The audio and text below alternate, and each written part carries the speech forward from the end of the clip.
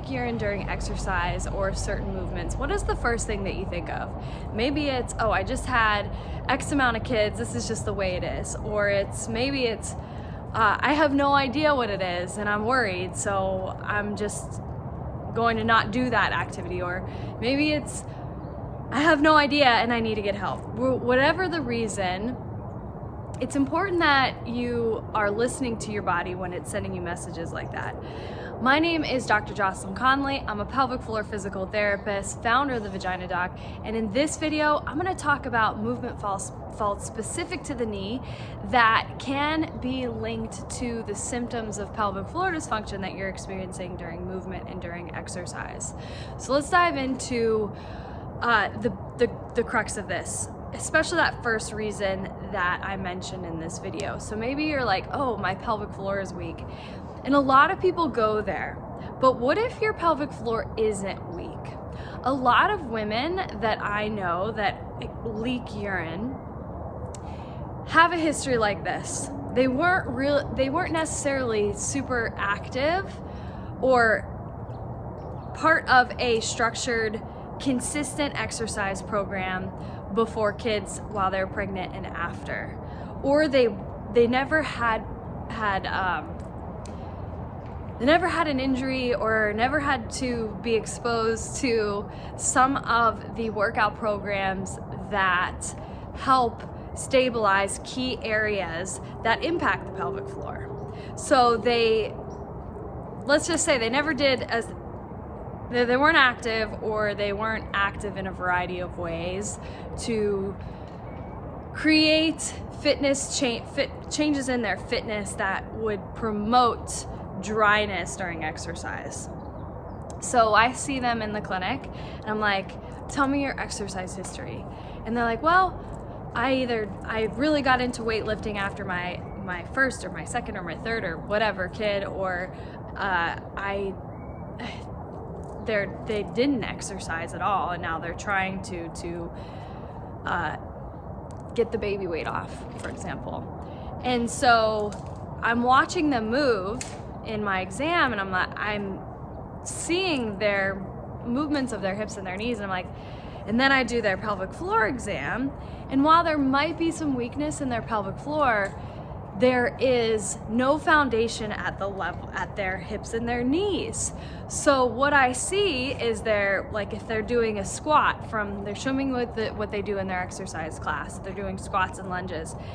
And I see patterns of their movement that I'm like, well, yeah, these movement patterns are increasing the difficulty of what your pelvic floor has to take on. So basically what's happening is when their knees caving in during a squat, or when their knees snapping back as they run or as they walk, or as they land and their knees are doing funky things, or they're just always moving the same way where they're not using both sides of their thigh. They're not even using really a good muscular strategy with their movement. They're just using like momentum of their joints and so on, or just part of the muscles. Well, sure, yeah, the pelvic floor at its already weakened state has to take on more, so it's fatigued. It's already not capable, it is, but with compensations, of taking on the workload that it's being asked to take on. And then you add these knee impairments, the knee caving in towards the other side, snapping back. If you're not sure what I'm talking about, check out my Instagram. I have videos on this. And that's adding load to the pelvic floor, or more force. So the fix for that is, yeah, we want to make sure your pelvic floor is fit and you have pelvic floor mobility, which basically means your pelvic floor has the full range of motion that you can control consciously and subconsciously, and it's endurant enough to take on or to accommodate to whatever activity that you are doing, say if it's distance running, and it's strong enough to provide the needed support for the duration of not only your daily activities, but whatever activity and exercise that you're doing. So yes, we want that, but we also need to train the muscles that control the knee, which are typically at the hip. We also have to pay attention to the muscles of the thighs. So a lot of people are called like quad or hamstring dominant, and I'm like, what's your strategy, my friend? And they're like, I don't know, I just stand up. And that is no strategy, that's unaware. So if you're unaware, you can't really like it's much harder to execute a strategy that you're using you're getting muscular support throughout the range of motion. Your body's always going to take the path of least resistance, whatever is most efficient, and typically that's less muscular effort unless you've trained that. So when you're called quad dominant and you're not intentionally training your quads, or you are, then my argument is you're just unaware. You're not quad or hamstring dominant. So when we're talking about the knee, we have to train the quads, the hamstrings, and then we also have to train above and below at the level of the hip and the ankle, because the knee is the victim of weakness at the hip and the ankle. So that way that your knee doesn't cave in, it doesn't snap back, it doesn't do weird things as you're moving.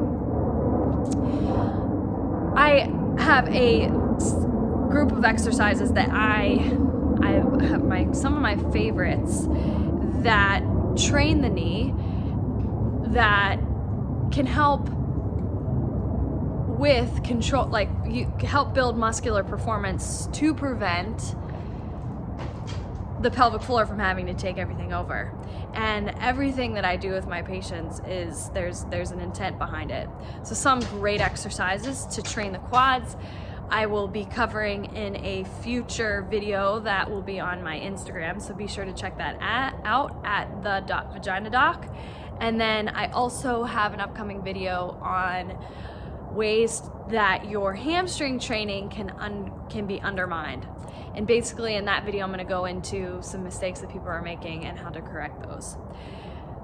Thank you guys so much for watching. We covered how other areas, specifically the knee, can contribute to your symptoms of pelvic floor dysfunction. And that being like knee caving in, just overall poor knee control during exercise and movement. And the reason behind that is it just places more force on a pelvic floor that might not be trained enough to handle some of the whatever you're doing in that day or in that time. Or it might be on the opposite, it's just too overactive. Let's say you've never had kids and you're still leaking or having other issues. If you thought this was helpful, please press the like button. If you know someone that can benefit from watching this video, please be sure to share this video with them. And don't forget to subscribe so that you are notified every time a new video is dropped.